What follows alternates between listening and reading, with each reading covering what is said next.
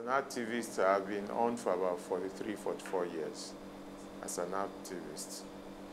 So the journey so far, of course, when you are talking about shareholding, interest consign, investment and all this and that, before 2008, it was okay. People were really enjoying it. Some were even striving on falsehood. But from 2009 to date, it has not been the same. We have actually been struggling to keep fit and to also ensure the investing public, especially the Nigerian investing public, that the capital market should swing, otherwise we continue to bust. In every venture, the idea is to get some benefit from it and it becomes merrier. But we have two classes of investors. One of the investors are those who intend to invest for a long time. This class of investors will depend on the last days of their retirement period. The second one is the trading aspect of it, where people come in, take advantage of capital appreciation, and leave the market, make whatever you want to make. This class of investors do not wait for dividend. They just go, put in money there, and watch it grow in capital appreciation, they offload and make their money and move to another area. Well, the holding structure is a punitive thing introduced by the man who doesn't like shareholders, and that is the governor of central bank, the emir of central bank himself.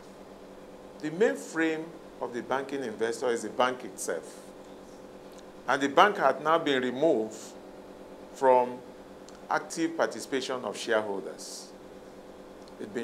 The whole idea has been taken to a holding company, which is slim, and the bank itself, which is the originality of your investment, is now having a board that do not interact with shareholders. The bank's deposit-taking institutions are now on their own without having the shareholders. So in some cases, they just have only 3 promoters, and that's their shareholder. The emir of central bank is the central bank governor I refer to as emir of central bank. Knows very well that the activists as shareholders will continue to agitate based on their investment and ownership of these institutions. So they are afraid that even where they correct the regulators, they may use a big whip on them by removing them from their chairs and from their executive position. So they all kept sealed lip. We have a group managing director. We have a group chairman. And even before the holding structure, subsidiaries of the deposit-taking institutions, they have their managing director. They have their chairman. It doesn't interfere with the group structure. All that happens is that the managing director of this subsidiary will have a line ED whom he reports to. That this is happening in my entity, my subsidiary. And things continue. We have a central board that considers all this. And it's been working well for us. The seed providers. You cannot continue to use a sledgehammer. One day, your hand will be weighed down. You'll be tired. And you sit up and say, look, these are seed providers. Without the shareholders, there will not be all these big entities that we're talking about. So they demand respect and should be given respect. You don't call somebody, come and eat, and the man ended up holding your hand that you will not eat. That's exactly. We have provided all that these institutions require to survive, and they have survived. And therefore, for the central bank to bring in policies that remove our influence or our contribution to such institution is very punitive, it's wicked, and it's pure wickedness on the part of the leadership of the regulatory agencies. Regulatory approach itself is something, it's a framework which should be followed. It doesn't say that you have to be punishing some people because you don't like them. If I say this is the regulatory framework, those who are keying into it will know this is left from right. This is do's and don'ts. That's all about regulatory framework. But the fact of the case is that even those who prepare the regulatory framework that says this is the route you have to follow, have they been obeying those rules? We need to ask ourselves about this issue. Have the regulators been obeying the rules they set out as a regulatory framework? If not, why then do you have to be rigidly about other people? Charity should begin at home. Is that not the little adage they have been teaching us when we are growing up, that charity should begin at home? If we continue to have regulatory somersault in this country and you are punishing some people that there's a framework they fail to follow, it's your footpath that is being followed in such respect.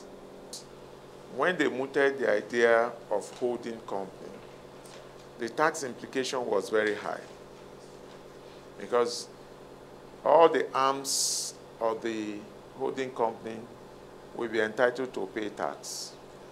When you bring all this together, it was wholesomely high. And I think what they did was to be talking with Federal Inland Revenue on it.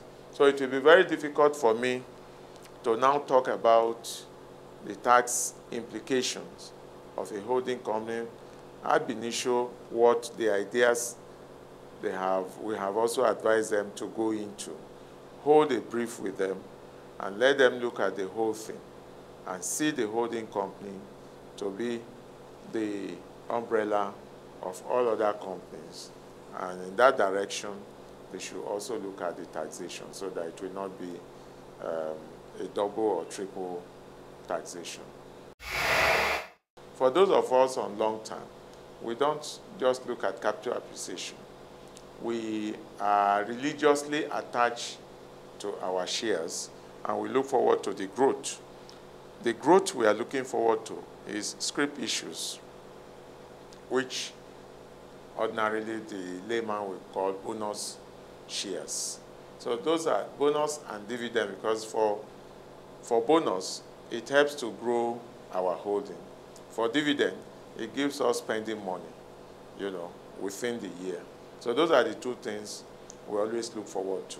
But for those short-term investors, they also look forward to a rapid capital appreciation so that they'll be able to make their money, and especially in a situation where they had to borrow money to play around, they want to pay and go home with a bulky pocket. Forecast itself, again, could be taken from the angle of setting a target for yourself.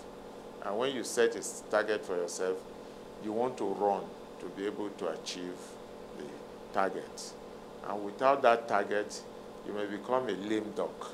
You will not bother yourself to run. But once you have a target and that you have given this forecast to your shareholders, and shareholders are so meticulous these days, they would have written down those things. And if you fail to meet it, they will challenge you on it.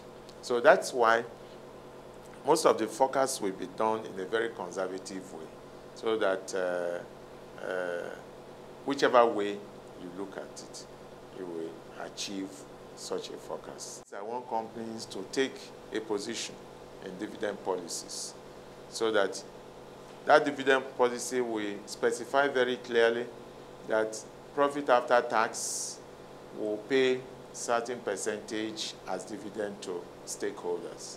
If you say you are going to pay 50% of your profit after tax to stakeholders, it then means that if you are making 100 million naira, you will pay 50 million naira, and then Whatever is left will be transferred to General Reserve to further build the institution, because you cannot continue to live on bank loans to build. You should have a reserve, a healthy reserve that will be able to withstand any shock in the financial circle.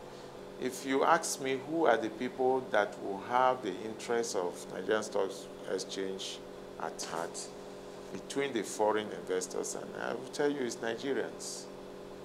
And the fact remains that the foreign investors, any shock, they withdraw their money and dump everything to us.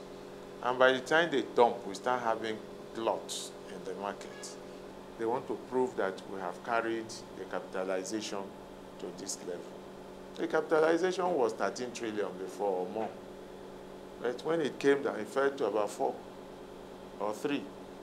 And that was not a good appellation to the managers of stock exchange.